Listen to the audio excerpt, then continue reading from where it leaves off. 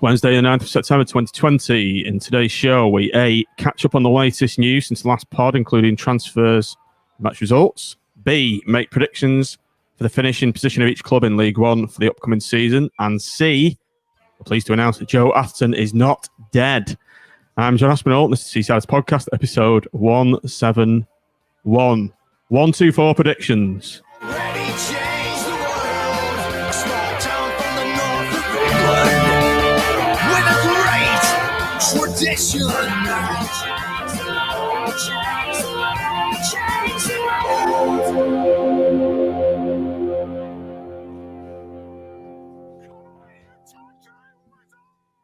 tradition. Good evening, all you Seasiders. Welcome to the Seasiders Podcast, episode 171, 124 predictions. Welcome to everyone on the live stream. Just a quick one. I don't think the video is working for some reason, so we might have just to go with audio for this episode until I can work out what the hell's going on. So anyway, joining us in the virtual room is Matt Smith. Good evening, Matt. Good evening, John. Good evening, everybody. Good evening, Tim. How are you doing? Evening. And good evening, Nick. Good evening, everyone. Right, just listeners, a bit of a backstory. We are 7 minutes late. As usual, we were having issues with this newfangled software, but we're here now. We are supposed to be seeing video pictures of us. I'm clicking on the buttons, and for some reason... That might be a bonus for people, to be honest, John. What? That might be a bonus that people can't see our ugly mugs. Right. So let's just catch up on the latest news since the last pod, just before we go on with the main event. We drew 0-0 with Barrow in the EFL Trophy, or whatever it's called, Matt, yesterday, didn't we? Did you watch this game at all? Yes, I watched most of it. I was a little bit late for the initial sort of 5 or 10 minutes, but then I had the pleasure of watching an 80-minute 0-0 after that, really. But in fairness, we should have scored early on and some. And Barrow were pretty resilient. And, you can tell why they've had a couple of 0-0s in pre-season. But yeah, when I saw the lineup, I think it was fair to say that it was sort of predictable from the Liverpool one. So, yeah, we struggled on through, but I'm glad we won of a sort. So good for confidence. Tim, did you watch the game? No, I was on a late one at work last night. So by the time I got in, it was nearly 8 o'clock, and I decided it wasn't worth paying the tenner for last 30 minutes. And I think I probably made the right decision based on what I heard. But yeah, I don't think we played too bad. I just think it was one of those games, wasn't it, that doesn't live long in the memory. Nick, about yourself, did you catch the game at all? I didn't watch it. I had to settle for Radio Lancashire. Like Matt said, it sounded like we started quite brightly and then we just seemed to tail off after that. They do seem quite a resilient side. They got a 0-0 at Derby, didn't they, at the weekend in the EFL, in the Carabao Cup, rather. So, we won on penalties and a few players have got a bit decent run out under the belt making the debuts. So, bodes well for going into Saturday. So we had another friendly, didn't we? Liverpool 7-2. Nick and I watched that at our house, and we were quite giddy at half time. We're in dreamland again, weren't we? It was like the Premier League season, and it was fully deserved. I think Liverpool weren't quite at the races. I think you could tell we were probably what? And yeah, that first half was just unbelievable. Fully deserved, and obviously then second half they've had a half-time rocket off Mr. Klopp, and it all went a bit pear-shaped. But there was a lot of people saying it was a bit of a disaster in the second half on social media and the way we kind of caved in. But I think if you take everything into account, we're not going to be making that many changes in games. So I don't think there'll be quite that upset to the rhythm of our play. And at the end of the day, they're the champions of the Premier League, aren't they? And they can do that to pretty much any team when they're on the game. But I think if you look at the first half, which is probably closer to what our first 11 is going to be week in, week out, I think it bodes quite well. Defensively, still a bit of a worry, I think, particularly from set pieces. I can see teams targeting us on that because there's been, I think it was the Everton game and Liverpool, 3 headers from corners, which is a bit of a. I think that centre back position is still one we need to look at. But to be fair, I thought Nottingham was absolutely brilliant first half when he played. So there's certainly a lot of positives. You don't want to lose, concede 7 in any game, but we won the most important half, which was the first half. Matt, over to you. Did you see the game? B, your thoughts? Yes, I did watch it, courtesy of a free pass through Liverpool's own television channel. I did notice that. How was the commentary? Because we watched the Blackpool stream. Well, it was very pro-red, as you would imagine. Was Phil Thompson doing it? Phil Thompson was the summariser, I guess. He was there pre-match, and I can't remember if he was co-commentating or not, to be honest. I think he was. No, he wasn't. It was Gary, the old Scottish centre-half. Just gone out of my head. Gillespie, thanks, Nick. Oh. Gillespie was correct, yeah. 2 points, Nick. Well done. And, yeah, it was... we're on full screen. Nice.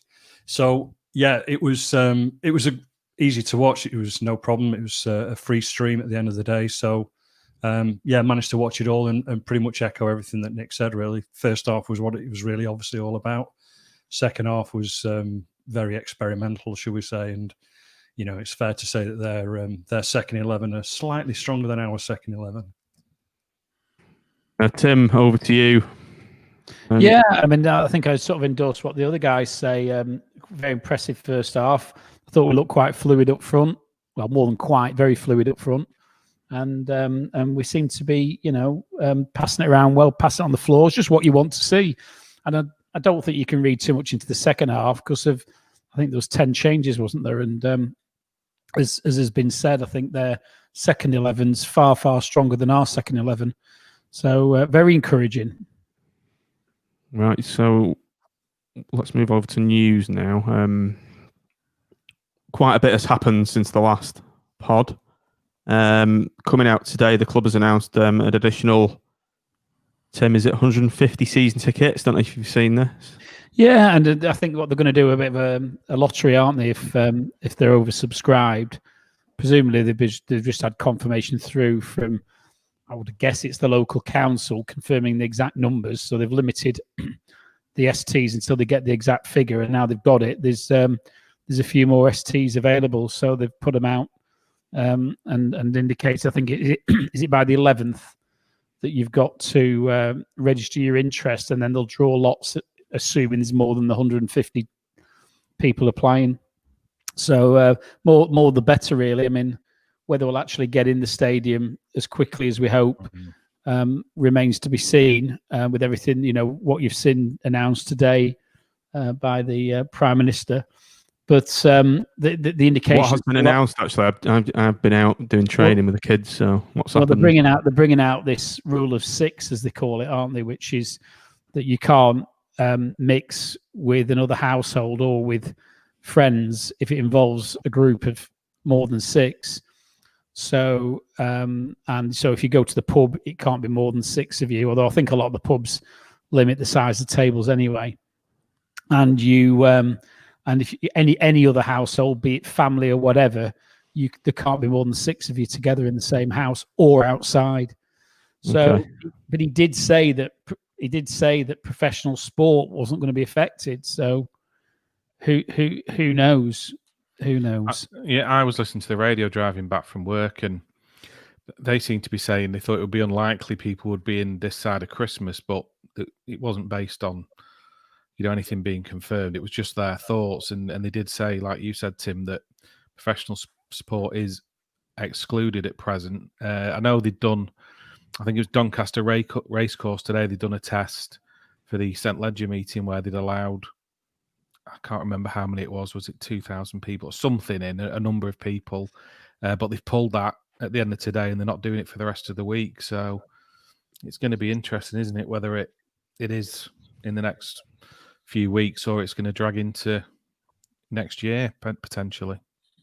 Interesting. Martin Booker joined our Seasiders Business Club meeting this morning, and he was at least at that stage, still indicating that the club were hopeful for the 3rd of October, which is what we'd previously been led to believe. But I wouldn't like to hold Martin to that, but that was the indication that he gave to us that was what they were still working on. So we will have to see. I'm just concerned. You've seen all these spikes all over the place. What's going on in Bolton and various other places, and I'm not sure that letting professional sport back's going to be too palatable to the government in a couple of weeks' time. But we'll see. It was looking quite hopeful, but the brakes could be put on that. But we have got a piece of good news, depending on your perspective, and that is Joe Nuttall has joined Northampton on a season-long loan. One of the Northampton podcasters in the podcast friends asked me his opinion on him. Podcast friends, come on, thumbs up. Come on, video, remember? When can you see me on video, by the way? Because I can't see you. So you're looking very dark. Can you all see the vids? Yeah. No.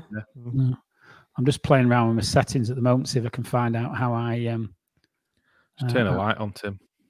Oh, Joe's here. Joe, not dead. Not Lazarus. dead. Seaside Lazarus.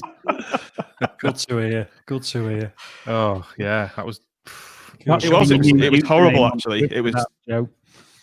when that news came this morning. It was devastating. So thank God it's not true anyway.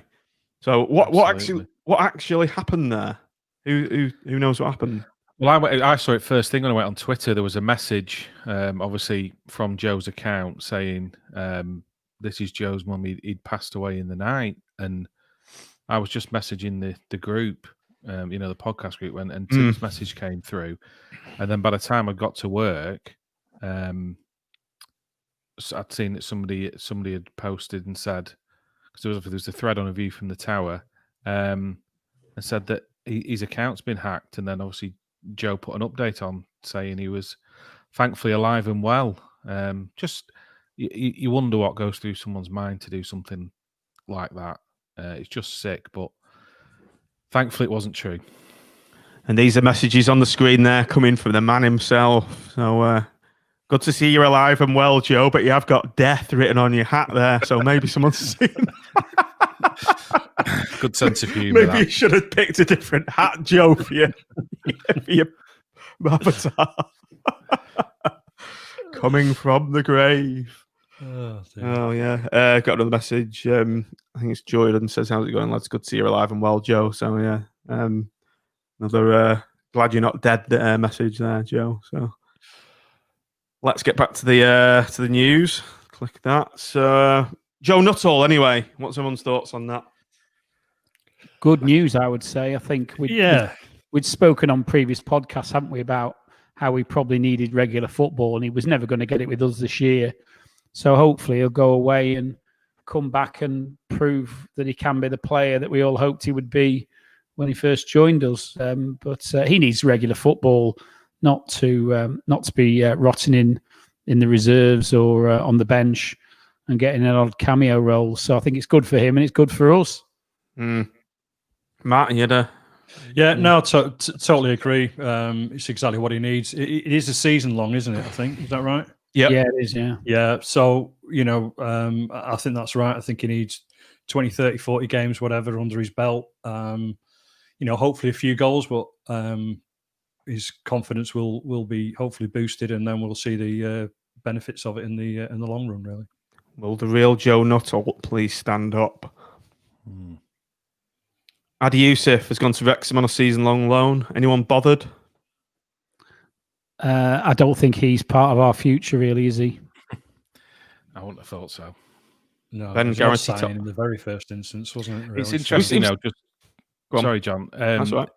Going back about Joe Nuttall, and I think that of those players that we recruited, last season, there's only who's left. I think Sully Kai and Devitt, who I think will be on his way sooner rather than later.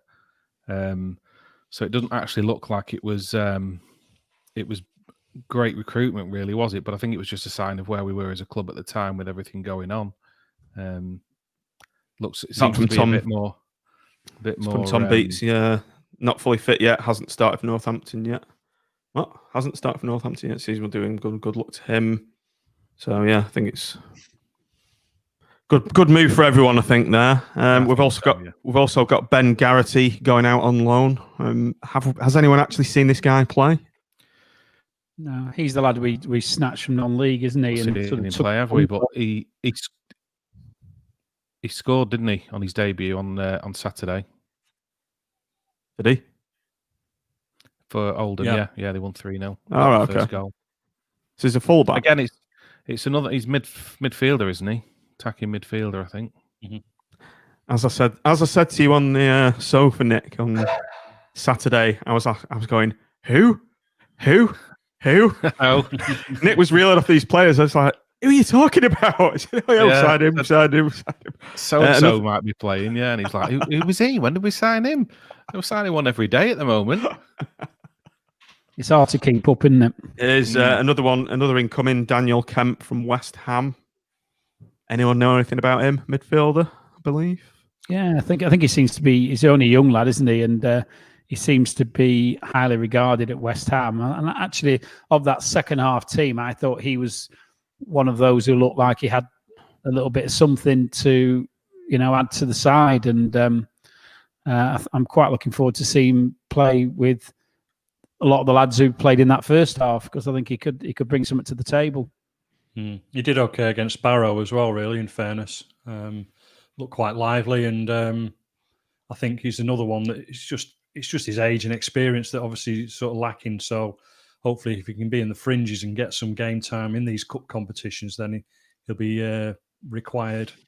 Did anyone stand out in that Barrow game, Matt? Any standout performances? Ethan Robson, I thought, played really well, like he did against Liverpool. In fairness, it was probably Gary Medine's best game for a long time, which I know there's a couple of comments that people have mentioned already about him being moved on. But let's look at this one. There you go. But in fairness, a couple of the new lads, they're still finding their feet. They're still getting used to how the manager wants them to play, and I guess this is a decent workout for them, if nothing else, against a team like Barrow and the cup competition that is the AFL Trophy. So, and we won on pens. Yes, indeed, 5 out of 5. So that's a rare thing in itself. So there was only one slightly dodgy penalty, if I remember rightly. Can't think who it was, but he just sort of squirmed under the goalkeeper. Might have been Jerry Yates, actually. I think it was. But the others were well put away. So all good. Jerry Yates scored a hell of a penalty against Liverpool, Nick. We commented on how good that penalty was in comparison to those less than optimal attempts against Stoke, which were pitiful. They were, yeah. Mildly. I think is it three penalties he's got for us now, all of his goals? Hopefully he can get one from free play, because it's just not quite happened for him yet, has it, in free play? But he's certainly putting a shift in, and I'm sure the chances will come, and he'll get the goals. I mean, this is a fair shout. I'm surprised Hardy didn't get a chance this season. Given how well he's done at Plymouth, maybe he could be a missing piece in the jigsaw. So a strange one. I get the impression with Hardy that he perhaps wanted to go down there, and that probably dictated that move. At the end of the day, he's playing, isn't he? Scoring goals. Not a bad area of the country to spend some time in, down in Devon. They've got a decent support, haven't they? Long away trips, but I think that may well have influenced Critchley's decision to let him go without really having a look at him. I think there's been a few like that, hasn't there? There, don't you? Who want to be there, not players who don't. Where he's just said to them, I can't guarantee you starting every week, so it's best for everyone concerned if you move on. There's been a few like that, hasn't there? He seems to be quite clear in, saying to people, if I can't guarantee you start, then I'm happy for you to go out on loan. It's like the McDonald one going to Tranmere. That raised a few eyebrows as well, didn't it? So we do need centre halves. It's kind of starting to annoy me a bit now. How many days are we? What, three days away from the start of the season, and Matt you're nodding your head there. I mean, you've probably seen more pre-season than me. Ekpiteta and Nottingham as a partnership doesn't inspire me with confidence. Does it you? It doesn't currently, if I'm honest, but it's one that I can see that would grow. But both of them are, I mean, Nottingham hasn't played, a handful of games for us, and even then he hasn't played at centre half. I don't think ever for us. He was pushed in at a right back, wasn't he, most of the time? I'm hopeful that we'll pull a few sort of centre half defenders out of the bag somewhere, loan deals or whatever. Obviously, Taylor Moore isn't. Well, as far as I'm aware, he's still at Bristol City, so I'm assuming he's still available and won't get. If we could have Taylor Moore, it'd be a big shot in the arm, wouldn't it? I think so. I think he did really well for us, and he was a bit more of a footballing centre half as well. I'm sure that first game against Fleetwood under Neil Critchley would have left a good first impression for the gaffer. So hopefully we'll get one or two in. But I think everyone knows, including those within the football club, that it's definitely an area that we need to strengthen. So fingers crossed. You've got to think he's got something lined up. Or, that's what you've got to think, haven't? That he's waiting for that lone player or lone players to be released, because it stands out. I don't know. Bison's mentioned it on the messages. It's a glaring weak point in the side at the moment for me. Three, if not four, the positions. We're not particularly strong anywhere across that back four. Do you think potentially if he plays, who's the guy we signed on Friday from United? Mitchell. Then maybe Husband moves to centre half. Potentially, because I talked to a Man United fan at work, and he was saying that he's more of a left winger, and he's been moved into a left back position as I guess a lot of young lads are. They're quick enough. That doesn't bode well, then, really, does it? If he's a left winger. Well, yeah, that's what he was brought up as, a left winger. But obviously, United are good enough that you can sort of mould him into a left wing back, I suppose. So I guess Husband was, or could be considered, the left of a three at the back or a five at the back, if you want, perhaps. Although Critchley seems to be playing four at the back most of the time, I think. And as Tangerine Rob has mentioned, I could have mentioned it earlier, Jordan Thornley was fairly poor against Barrow, and he hasn't really sort of stepped up to the mark yet since his move from Chef Wednesday, when he seems to be getting good reviews from Chef Wednesday fans. So I'm not quite sure what they've seen that we haven't yet, but again, maybe he just needs a little bit of match time. But yeah, we're definitely short in the centre half area. Just to address that from Hoggy, has Hennigan signed for anyone yet? Does anyone know? Was he released from Sheffield United? I think he was, yeah. I believe so, yeah. So, thing is, he's probably going to be trying to hang in there for a championship club, isn't he? Because of the wages. Because you've got this perennial problem with bringing players in under the new wage cap that you realistically can't pay them more than about $2,000 a week. So, and he'll have been used to earning significantly more than that. Maybe needs to lower his expectations. Just one more. Just got one more comment coming in there. Seen Mitchell play for Hearts, good attacking fullback, struggled with injuries last season. That's about Dimitri Mitchell. We have signed some other players in the interim period. Alex Fodjicek and MJ Williams. Sound from Man United and Rochdale. Fodjicek's the goalie, isn't he, Nick? I think you mentioned it. He'd been on trial, hadn't he, pre-season, played a few games. I think he had a bit of a clanger in one of the ones he came in on, but any keeper can do. Can what? I thought he might have featured against Liverpool. I thought maybe second half, or perhaps against Barrow, but decided to go with Sims, didn't he, for the Liverpool game? He did a bit of a max headroom there. Right, so Matt did before. Yeah. Was it not just me? Did you all hear it as well? We're all having a go at it. Right. Any more news? We've had the new away kit has launched. Did we cover that on the last pod? I can't remember.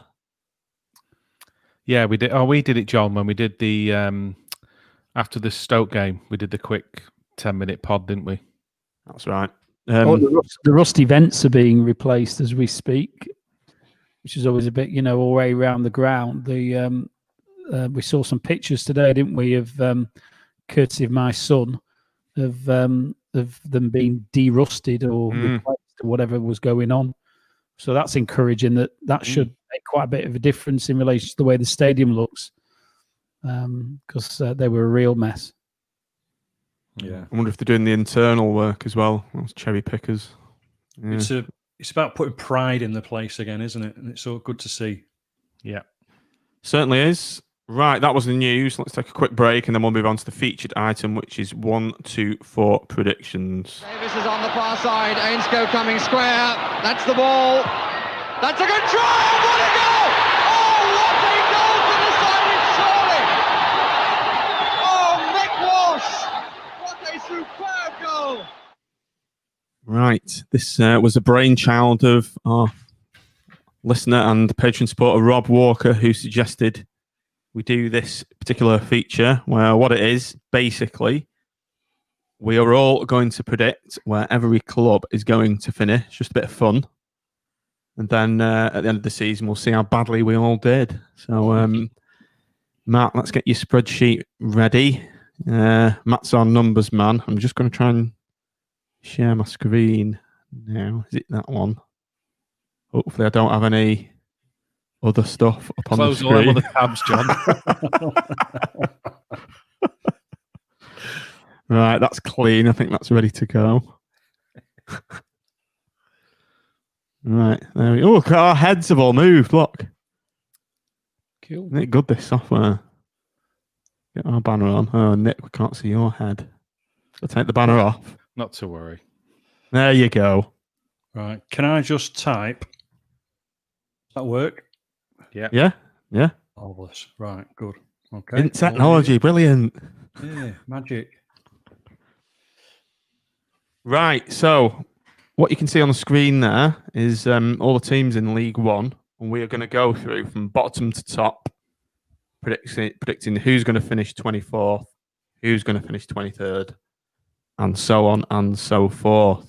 So, Smith M, take it away. So let's go through. So we've got Matt there, me, Tim, and Nick. So let's do it in that order. So, Matt, give us who you think is going to finish 24th, and just a very brief synopsis of why. Okay. So, not just because they've signed Joe Nuttall, but I think Northampton are going to struggle. They only just scraped through the playoffs, and I haven't heard anything about them particularly in terms of uprooting the transfer market, and that's my reasons. Quickly as it is. Right, just get mine up. Right, I've got. So Matt, if you, there you go, 24. I've got Rochdale coming in 24th.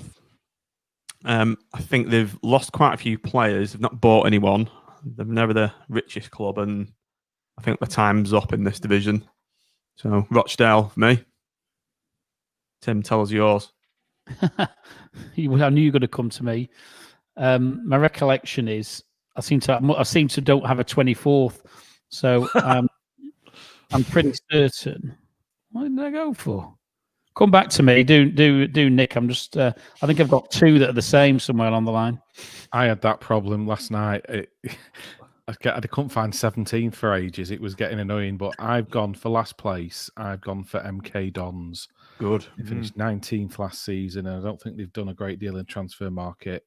I think potentially lost one or two of the better players. So that's my choice for last spot. Let's get them down and out of the league, hopefully. Right, I'll have to work my way up and then find the two. I was with you, John, Northampton. Rochdale, I went with. Oh, sorry, with Matt then with Northampton. I just think they're going to struggle. I think there's a big difference in standard, and I don't see them having the squad to survive in the division. Right. let's move on. Matt, who's 23? Okay. Who else is going down? Yeah, well, I'm sort of, at least we're sort of consistent in a way. So I've gone for Rochdale so, for the same reasons that Nick said earlier. I've gone for Northampton. You said earlier, rather. Really? Northampton 23. So we're almost singing on the same hymn sheets here. The nail in the coffin for Northampton's season was the signing of Joe Nuttall for me. And I went Rochdale, so there's still that consistency there, isn't there? I think they've had to shed a lot of their players this year. Williams being one of them, and I think with their budget, they're going to struggle. Yeah, I went for the other Dons, AFC Wimbledon, finishing. Oh, you've got a big problem with it. We're both Dons here, haven't you? Not particularly. Just, again, 20th last season.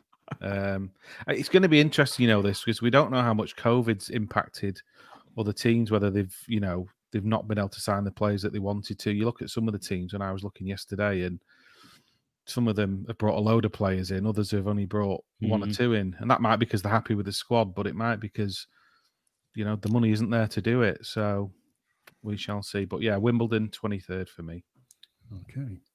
Right, Matt, who's your third relegation candidate? So my third one is Crewe. This is 22, isn't it? We're doing, yeah. Yeah. As Tim mentioned earlier, League Two to League One is a little bit of a step up. I don't know much about Crewe, but I'm assuming they've got very much the same model as they have. Basically a load of kids, probably not much money, and so on. So they may well struggle. And to be fair, I think every time they've come up, they've pretty much gone back down again the same year or the next year over. So, Crewe for me.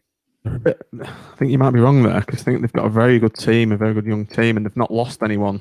They've not had the normal vultures circulating, we'll apparently. So you might we'll see that one. We'll see in May. Can't wait. I've gone for MK Dons, like Nick. I think they're going to struggle, and I don't think they've got the the backing of the town like Blackpool has. For they're a fake football club in effect, so I think they may struggle with revenue. So MK Dons for me, 22. Mine was Northampton, so similar to reasons that you've got them as 24th or whatever you had, a couple of you. So yeah, I think they're going to struggle. I went for Wimbledon. I think they finished 20th last season, and I don't think they're going to do any better this year, to be honest. Again, it's a team that's going to struggle with squad size, I suspect, and being able to attract the right players under the constraints that everybody's now working with. Right, Matt, who's your final relegation candidate, 21st? So we are pretty consistent. So I've gone for Wimbledon. So there we go. So that's my bottom four completed. Right. My final club to go down to the basement division is Wigan Athletic. The turmoil that club's in, they've lost the manager. Is it Paul Cook? Was he in charge there? They've got Grayson now, so they're sorted. Well, exactly. I was going to change. I wanted to change my prediction when I saw that. I mean, if that's not the nail in the coffin, I don't know what is. Yeah. The squad's just been ripped apart apparently, and they've got no. I noticed I was watching Sky Sports News the other day, and I was looking at a lot of Wigan players have all gone. So I think their squad's gone, and by the time they do eventually get taken over, I think all the best players will have gone, and they'll just be scraping the bottom of the barrel, a la Blackpool under the previous regime. So Wigan for me, 21st. Tim? I've gone for Burton. Although if I'd known Tim Burton, yeah, if I'd known about Grayson, I think it'd have been Wigan in their place. But yeah, Burton again. I've sort of picked some teams who I think, from a size perspective, are going to struggle. So and I think they might be one of them. The flip side is I think they've had a fairly stable team over the last few years. So they have lost Nigel Clough as manager, and apparently he's the glue that holds everything together at that club. So you could be right there. should have gone for Burt myself. Actually. Right, finally, Nick. Rochdale was my last one for relegation. So similar to what you guys have said, tend to struggle. And I've got them in 21st place. Right, So we've all got Northampton and Rochdale to go down anyway. That's they're guaranteed to stay up then, aren't they? yeah. First and second. Champions elect. Top two.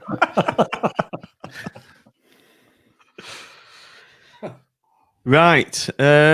Who's just going to scrape up, Matt? 20th. I've gone for. Oops, sorry, I'm just knocking my mic. I've gone for Burton. So have I. Oh, right. Well, I'll put that there then. 20 and 20. Tim? I went Burton? for Crew. So again, I think the transition from Div 2 to Div 1 might be a little bit too much for them. So I think they'll survive, but I think it'll be a tough season. Good away day, though, Crew away, isn't it? Yeah. Yeah. If we I've go also gone for Crew. isn't it? I've got Crew as well in 20th place. Same as Yeah. Tim. You don't know what you're doing. I've got to find the one where I've doubled up because that was somebody I don't want near the top. Still not found it. Matt, 19th. 19. I wasn't really sure what was going on. Accrington.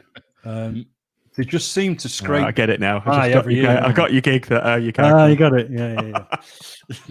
So yeah, they just seem to scrape by every year. So as long as they keep hold of a few players who are sort of, I guess, mainstays of Accrington, and John Coleman as well, who's obviously, as Nigel Clough was to Burton, the glue that holds them together, then they just seem to scrape by every year, it seems. So, and they're well-run clubs, and I don't think, weirdly conversely, the COVID thing would have actually affected them that much, really. They were a decent team when we played them as well in that away game. I've gone AFC Wimbledon 19. I think they're always good at just scraping and staying up. So AFC Wimbledon for me, 19. Tim? I found it, and it was the 19th that was doubled up. Wigan I went for.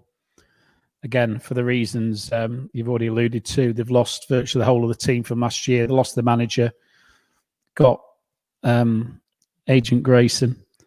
I think it could be a difficult old year for them. Is it confirmed then that Grayson's in charge of Wigan? Or is it just rumour? Coaching staff, it says, doesn't it? So I don't know. I've not read any more into it, whether that's in charge of the whole shebang or not. John Scott's just left us a message there on the Facebook broadcast. He lives in Crewe and the away days in October. Sad face. I thought it was we're not going to get to that, are we? No. Bummer. Thanks for that, though, John. Where were we? It was me for 19th, I think. Who have you got, Nick? Shrewsbury Town. Shrewsbury. There we go. Right. Matt, 18. I've gone. Where am I? I've gone for Shrewsbury, as it happens. Yeah. I've gone for Aki. Perennial survivors, and I hope they stay up. 18, Aki. Another one for Shrewsbury. So, again, I think they'll survive the battling team. I think they tend to do quite well at home, but I think they'll struggle with their away performances. And so I think they'll be bottom end of the table. And I've got Accrington Stanley. Great minds, eh? We're all thinking alike here, aren't we? Great minds think alike. Or fools seldom differ, one or the other. Yeah, exactly.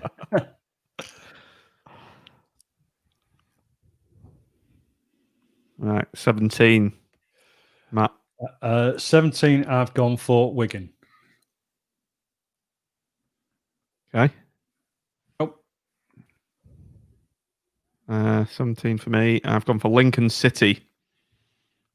Not sure Matt Scrafton will make of that one. But I don't think they'll reach the heights they have been. Is Michael Appleton in charge there? I think he is, isn't he? Yeah, well, he was last season. So. Yeah. They're quite a good season, really, didn't they? Yeah, they have. Yeah. Maybe they'll finish a bit higher. 16th. So yeah, That's so what I've given. 17 anyway. Lincoln. Tim. I'm on Aki here. I think. Yeah, Aki Stanley.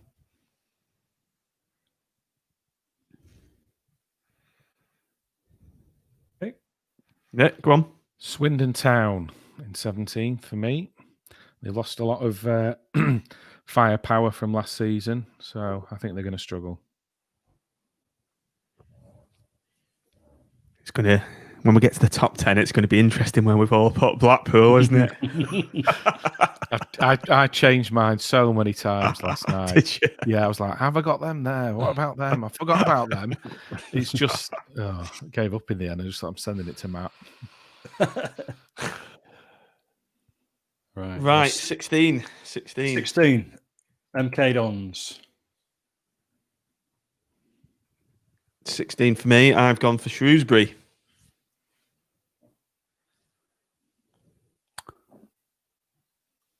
I've gone for Bristol Rovers. Ooh. I've Controversial, I think. Yeah, they lost the manager, didn't they? Was it during the course of last season? You could go up to Mansfield. He did, and the guy who came in, didn't have a particularly brilliant record. I noticed they've also lost their main player, didn't they, who scored a few against us last season. Harris. Yeah, he's gone to Peterborough, hasn't he? So I don't think you might not be too far off with that one. Yeah. They were a really good run, didn't they? And then the manager left, and then they dropped like a stone. So I'm thinking they could struggle. Is it me? Mm-hmm. It is. Wigan in 16th. I've got. Mason's going to work his magic there. Yeah. Right, Matt, 15. 15 I've got for Plymouth. So have I. Yeah, spooky. Give over. Ryan Hardy leading the line. MK Dons for me. And I've gone for 15. Burton Albion. I think you're giving him a lot more. Right, 14. Matt. I'm at Swindon. Bristol Rovers for me. Again, we're all similar with the gas heads. Tim. I've gone for Swindon Town. I think we're losing Keshi and losing Yates, and lost somebody else in Doyle as well, haven't they? Yeah, Doyle as well, I think. Yeah, Doyle's gone. Yeah. Yeah. Joe Yates. Tangerine Robson had gone 1-2 in 18 for Bristol Rovers. Guess which one of those was again? And they hammered us as well. Yeah, they if did. memory serves me correct.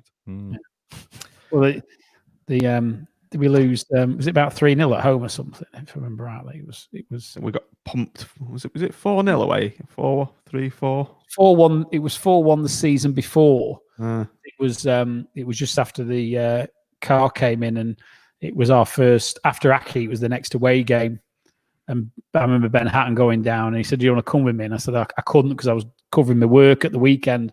And I was thinking afterwards, thank God I didn't go down there. I've gone for Bristol Rovers as well, John, in 14th. Right. Have you got that, Matt? I've got Nick already as Bristol. Oh, Bristol Rovers. 13. Okay. What are we on? 13? We're on 13 now, aren't we? Are we? 14. No, 14, but I've already got Nick down as Bristol Rovers on 15. Did I type that in wrong? 15. Hang on, let me look at my list.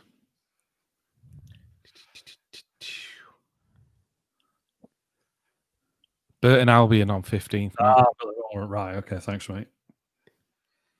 Right. Cool. Okay. So right. Are we on 4? What number are we on now? 14? 13. 13. So I've gone for where am I? Lincoln. I've gone for Donny Rovers, perpetual mid-place team, and that's where they're staying. Mid-table. Another one for Lincoln. And I've gone for Gillingham. Matt, All 12. these clubs that we're mentioning, We're all pretty. They're all sort we're of mid-table, aren't they? Right. Bristol Rovers. So I've gone for Gillingham in 12. Plymouth Argyle. And I've gone for Lincoln. We're all pretty similar here. yeah, I think we Great know which. minds. Yeah. Well, just to be consistent, I've gone for Gillingham at 11.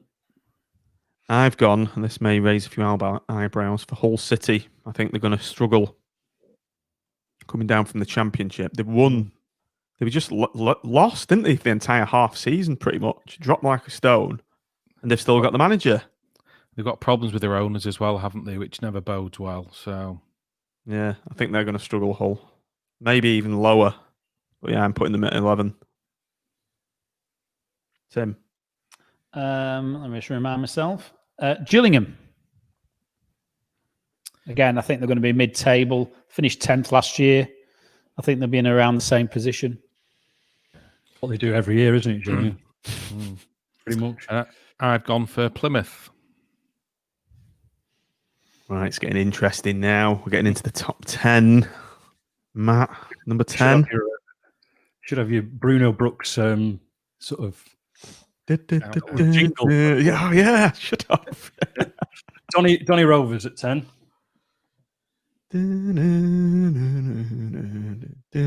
Swindon Town 10. I think they're going to have a decent season, Swindon, because losing their entire strike force aside, he's kept his squad together there, and Richie's a decent manager. So yeah, 10 for Swindon. I'm going to have a good season in League One. I'm going to guess, before we say anything else, that Tim and Nick are both going to go Doncaster Rovers. No. Oh, Yeah. I'm going Fleetwood. Yeah. What? Oh, that's a curveball. I Pray think. tell, Tim. I think Fleetwood peaked last year, and They've lost a key player, haven't they? Was it Harry Suter? Is that his name? yeah, Suter went to Stoke, although they're on about him coming back, aren't they? But I think Coots is, I don't know how old he is now, but I think his legs might be going a bit. I just think they've peaked. I think they've. I don't think they'll do as well as they did last year, and I just thought I'd just throw that in just to wipe a few cods up as well. Joey Barton may end up eating porridge as well next season, so that could be a factor. To the end of the otherwise, I might have put them lower. It's a funny one, isn't it, really? Because like you said, they've got Coots, who I think he must be 33 or 34 now. They bought Glenn Whelan at the back end of last season, and they've just brought in another 34-year-old from Sheffield United. It's like they've thrown the sort of youth, we'll buy them to sell them on book out of the window all of a sudden. So I don't know what's caused that sort of change, but maybe they're just trying to get the best out of some old boys before they finish. But yeah, we'll see. To relay this to your pal, Mr. Kerwood, Matt. I don't want to be very happy with Tim's suggestion there, will he? There also seems to be in for Mulgrew as well, don't they? Yeah, again fits in the age bracket, doesn't he? Yeah. Well, you were right, Matt. I went for Doncaster. You did. 10th place. Yes. There we go. Right, Okay. Matt. We're getting to the business end here. Number 9, Matt. My number 9 is Hull. I think they'll do. I don't know. They should do better, but I think if they go for it, if they get off a bad start, they're the sort of club, because they're off-field sort of things, that they'll just get rid of the manager, and they could have one of those seasons where they end up with 4 managers or something. But I don't think there'll be any major threat to the top 4 or 5. So I think they'll just sort of be in touching distance. Right. For me, number 9, I've gone for Charlton, relegated from the Championship. Another club in turmoil. I don't think they'll go straight back up, and I don't think they'll go down. Probably got enough quality to have a reasonable season, but not good enough to go up. So Charlton, number 9. I went for Doncaster. They finished 9th last year. I think they'll be there or thereabouts again this year. I think they've got a half-decent squad, but not enough at the end of the day, I don't think, to push for promotion. And I went for Hull, exactly the same as Matt said, really. it's what's going on off the field that could have the impact on them. You look at it; they're a big club, but yeah, I don't think they're going to make the playoffs quite. So I've got them in 9th. John, sorry to interrupt. For some reason, I've got Crew down as 9th, and I can't change it back to whatever it was. Can you remind me what your prediction was? For 9, For Charlton. Crew. No, for Crew. Sorry. I've not done it yet. That's why. Oh, right. Oh, that is controversial. I was just looking at the rest of us have got them really low down. Well, I must have missed the 20 out somewhere. You'll see at the end of the season. Mark my words.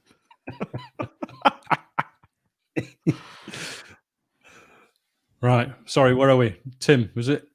Are we on 8? 9. I think we've all done 9, haven't we? Yeah, we've all done 9. Yes, we Right, have. Matt, number 8. Who's your number 8? Sorry, I'm getting confused here. Nick, sorry, what was your number 9? Number 9 was Hull. Oh, sorry. Right. Okay. Right, my 8 was Charlton. My number 8, I might upset a few Mackhams with this, was Sunderland. Again, I think they're going to struggle. I think there's obviously a weight of expectation up there. And I think they're going to struggle again. I don't think they're going to make the playoffs. Sunderland, number 8. I went for Charlton. Again, I think they've got a half decent squad, but just maybe not that little bit of finesse to get them right to the top. Charlton as well for me. John Scott's just left his message. Who's going to be the first to say Blackpool? Who? Well, Right. Nearly at the playoff places. Who's going to finish in 7th, Matt? I think it'll be Sunderland. I think that you touched on it. They're just a car crash of a football club, aren't they, at the moment? And, you know, if you watch that Sunderland Till I Die, which is brilliant, very entertaining, the behind-the-scenes stuff is just incredible. And they've still got a long way to go to turn that big oil tanker at Sunderland around, I think. Huge wage bill as well, still. Oh, massive, yeah. And they kind of benefit from having the big support, but that support can't enter the stadium. So they've got bills to pay and very big bills and not as much income. So number 7 for me was Crew. Ooh. I think they're going to surprise a lot of people this season. And speaking of surprises, Will Watts just sent us a message. Old Gazette reporter and friend of the podcast. Will. 10th, Tim. Better get my fishing rod out and reel him in. You heard it first here, Will. Get a tenner on it. Then again, better not. You might be out of a job in the morning. Who's next up? Is it me? 7th, I've got Ipswich Town. Ditto. I think who's the manager there? Paul Lambert. I just think I don't think they've been particularly active in the transfer market, and they set off like a house on fire last season, didn't they? But I don't think they finished 11th last year. I think they'll do a bit better, but I don't. Again, I think they're like a bit like Sunderland, another club who are living on past glories and struggling to realign their expectations and also get themselves in the type of position you need to be in. I think Lambert's actually had his contract renewed by the Ipswich owners, which was a little bit surprising. Yeah. Must have been disappointed with the way that they fell away. Must have been almost relegation for them the second half of the season. He's quite a dour manager, isn't he? He's not a motivator of men by the way he comes across, anyway. So yeah. But right, where have you done your 7, Nick? Yeah, yes, Ipswich. Yeah. Right, Matt, we're at the business end now. We are. Just need playoffs in 6. I think Fleetwood will be in the playoffs. 6th. I think they are well organised despite what seems to be a change in philosophy as such. But I think with especially with the two guys up front, Madden and Ched Evans. They're good for consistently 15 goals a season at least. So I think that might just be enough to get them up there or thereabouts again. Ched Evans are all penalties though. Well, yeah, but you've got to get up there, haven't you, to win them. So if Jerry Yates scores 15 penalties next year, we won't be disappointed, will we? Right, I've got Ipswich in 6th. I think they've got enough quality to be there or thereabouts. It all depends on how that team is managed, whether Lambert can get the best out of them, and I think he will, and I think they'll just sneak into the playoffs. So Ipswich in 6th. I've gone for Sunderland. I think they'll just sneak into the playoffs and then have a nightmare, as they normally do. So, Sunderland, I think they've trimmed the squad, got it down to that manageable size now because you've got your squad numbers, haven't you? Your 22. And they're not carrying a lot of excess baggage as they were doing previously. So I'm expecting them to sneak into the playoffs. So Phil Parkinson in charge there, Sunderland. And I think but it always takes turning around that oil tanker. It takes time, doesn't it? But I think I rate him as a manager, and I think he'll get them organised, and they'll pick up results. I changed mine actually after I'd sent it to Matt last night, and I got Sunderland in the same position as Tim. Right. There's that message again on the screen. Who's the first to say Blackpool? Matt, 5th. Who's going to finish 5th? Blackpool. There we go. Elaborate. Because we're shit hot. No, I think it's. We've got maybe a case of actual optimism this year, and despite conceding 7 goals, the first half against Liverpool and the way we played against Everton, scoring as well was very encouraging. So hopefully, if we can get those missing pieces at the back in, I think we will be hopefully quite formidable next year. Great minds think alike again, Matt, because I also have us in 5th. I think I'm basing this on the fact that we are weak in the centre-half position. So I've got to base my prediction on the squad as it is at the moment. Mm-hmm. If we were to strengthen, I'd put us up 3rd and pushing on the door of 2nd if we were to strengthen the centre-half positions. But as it stands, I think we'll finish 5th, and I hope we sign those centre-halves, which will push us further up. Tim? I went for Hull. I think one of the teams that comes down is going to have a good go, and I think it might be Hull. I know they had a poor season last season. I know they've got the problems with their owners, but I think we got some intel to suggest that they'd signed a few good League One players last year that struggled in the Championship, but I think we'll hopefully stand them, I'll say hopefully, but from their perspective, stand them in good stead for this season. So I think of those teams that come down, they will actually probably do the best. I think you're going to be wrong there, but that's just me. You tell him, John. I went. He's been on the vintage cider again. Let's bookmark it and see. I went for Fleetwood in 5th. I think they'll make the playoffs again, unfortunately. Right, Matt. 4th. I have gone for the Tractor Boys. I think they will be strong. Yep. I've gone for Fleetwood 4th. I think Blackpool and Fleetwood again, we're going to be going toe-to-toe in this division.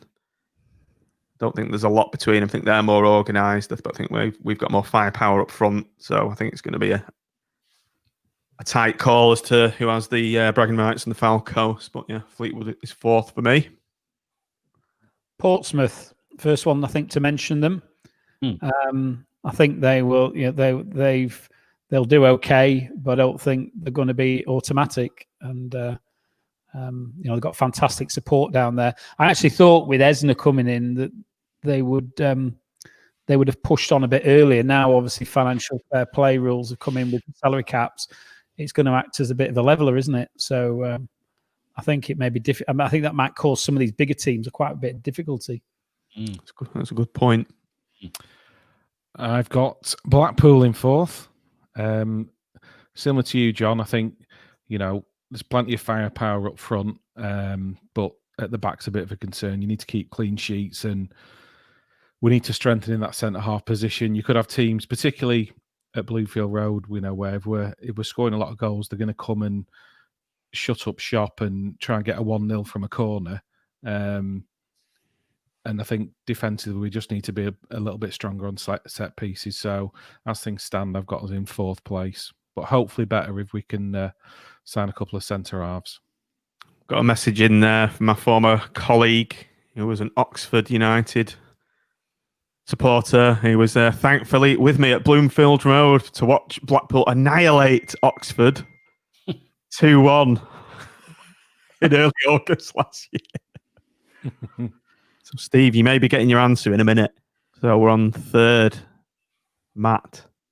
Well, I've gone for Steve's side. They are, I think, undoubtedly they were the best footballing side, I think, that I saw last year. Obviously, they were probably, against the worst team to play against as a footballing side in the playoff final, weren't they? Somebody like Wickham, big and horrible and organised. But I think they'll be there or thereabouts again. So, yeah, no reason to think why they wouldn't be at least in the top half a dozen. So I'll put them in third. I've also got Oxford in third. Obviously, they've got a very good side. They've just re-signed Matty Taylor. He signed foul. They have lost that key player.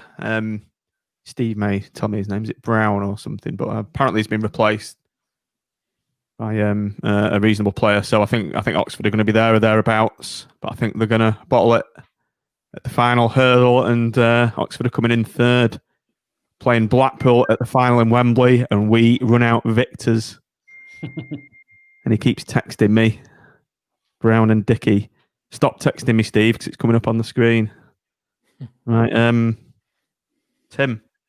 I'm going for Blackpool third. I think, and I've based that on the fact I think we will strengthen the defence. I don't believe it's been overlooked, that position.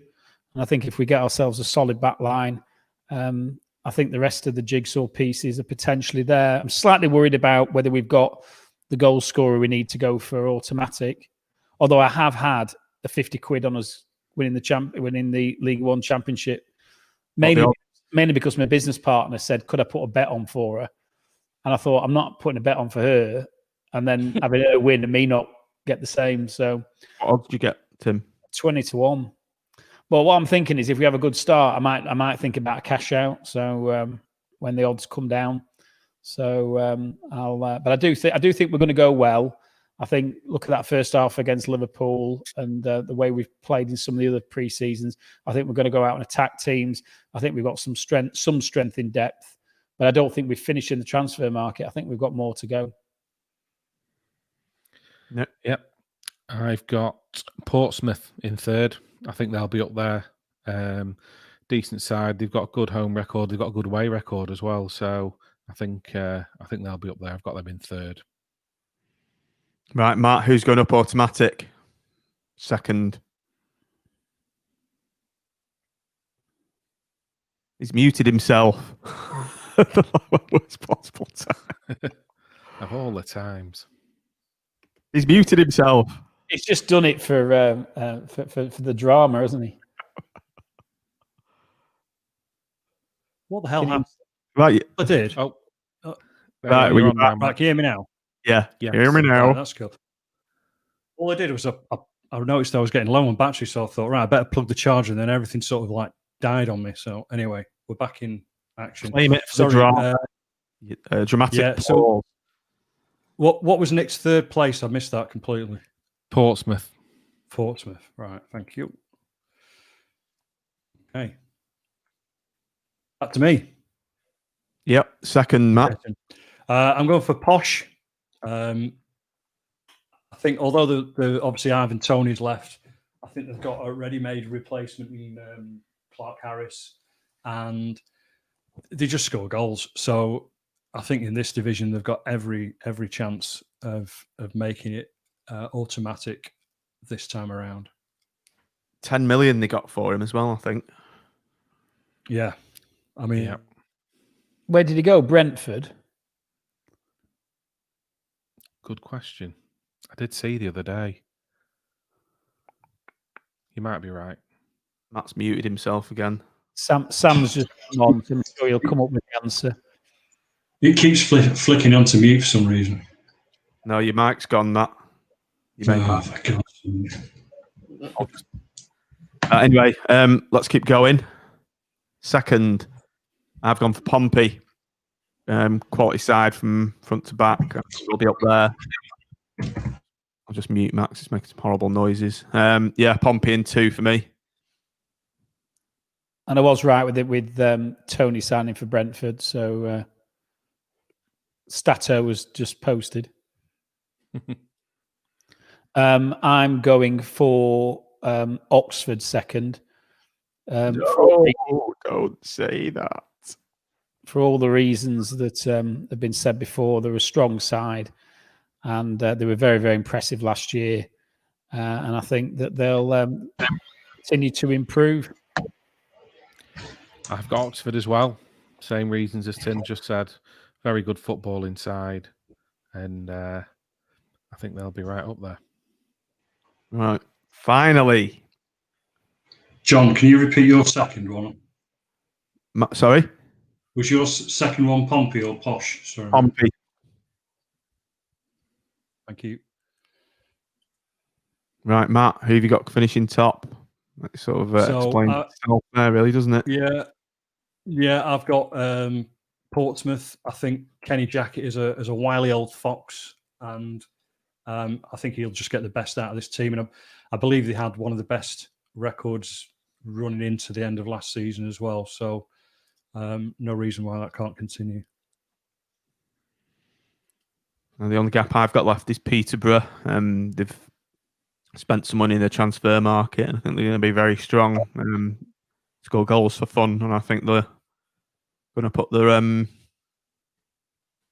previous season and the heartache at missing out on the playoffs to bed, and I think they're going to win the league. So Peterborough for me.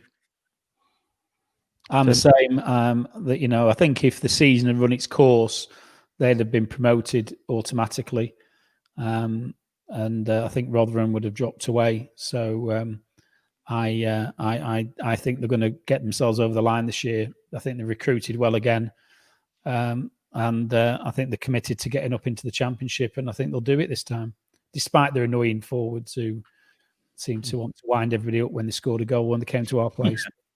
Yeah. It's a hat trick for Peterborough. That's who I've got as well. I know they've lost Ivan Toney, as Sam says, but I think they've recruited well. I think they're in for, is it Sammy Smodics as well? I think he scores quite a few goals. So I think they'll be motivated, like you said, by what happened last season. So I've got them as champions. Right, so let's just put the spreadsheet on the big screen. So we'll publish this out there, so it'll be interesting to see what happens at the end of the season. So just to summarise this spreadsheet, gents, I think we've got the relegation and the promotion places pretty much similar. I think Matt's making green there. That's what he's doing. He's putting the promotions up. So anyone surprised at what we've come up with there? You with Crew maybe, but to be fair, every season you look at it and the bookies have the favourites and stuff, but inevitably they get one wrong, and there's always a team that nobody thinks is going to do that well who ends up doing well. So you could be right, John, maybe with Crew. Right, I think we'll call it a day now. It's 9:15, and I've not had my tea, so I'm absolutely starving. I'm going to bring this screen up before we go. So, a few teething problems at the start of this stream. Me getting the overlay wrong, and we couldn't see us, so that was my fault. But so this is just basically a thank you to the patrons of the show who've made all these new features possible. 'Cause it does cost us a few quid to get this new equipment and this new software, but I think it's going to take this show to the next level. So I'm just going to do a quick shout out to every single Patreon supporter: Wayne Flint, Connor Munn, Mr. X, he didn't give me his real name. Tom Main, Chris Priest, Sean McGinley, Mark Webster, Gary Senior, Chris Barry, Chris Heaney, Ruth Leopold, James Wells, Gavin Day, Steve Yarwood, Andy Threlford, John Sutton, Simon Muggleton, Sam Friedman, Bradley Motherwell. Nick, can you read a few more? My voice is getting tired. Mark Aspinall, Henry Wright, Graham C., Adam Kinder, Ian Wilson, John Ford, Martin Grace, Joe Clark, Richard Dobson, Gary Ford, Joel Highfield, Chris Walker, Nathan Cowburn, MG Whittard, Joe Russell, Richard Watt, Jordan Hayes, Andy Porter, Dave Whiteside, Michael Swift, Jordan Seddon, Rob Walker, Joe Gradwell, Andy Threlfall, Stephen Bellhouse, Dave Lynch, Jordan Spears, and Jeff Hembury. Thank you to one and all. Kings amongst men. If you do want to chip in a few quid per month, we do a Patreon supporter program at patreon.com/Seasiders pod. It all goes towards us doing gear upgrades and getting more software and producing better shows like this. And also, we're going to have a bit of a piss up with the money that's left over. Plenty of old Tim's ruin, eh, Tim? Oh, aye. I'm definitely staying. I've told you before, no way am I touching that stuff again. So I think we should do a drink to one of the streamed games, actually. Well, I'm on a massive detox at the moment, so I'm going to try and go dry for 12 weeks. I know, everyone, it sounds desperate. Thanks for watching, thanks for listening, thanks for downloading, and up the pool. Up the pool. Up the pool. Just a few quick messages before you head off. I'd just like to ask, if you haven't already, to please leave us a rating and a review on iTunes. It helps the show grow, gain more exposure. So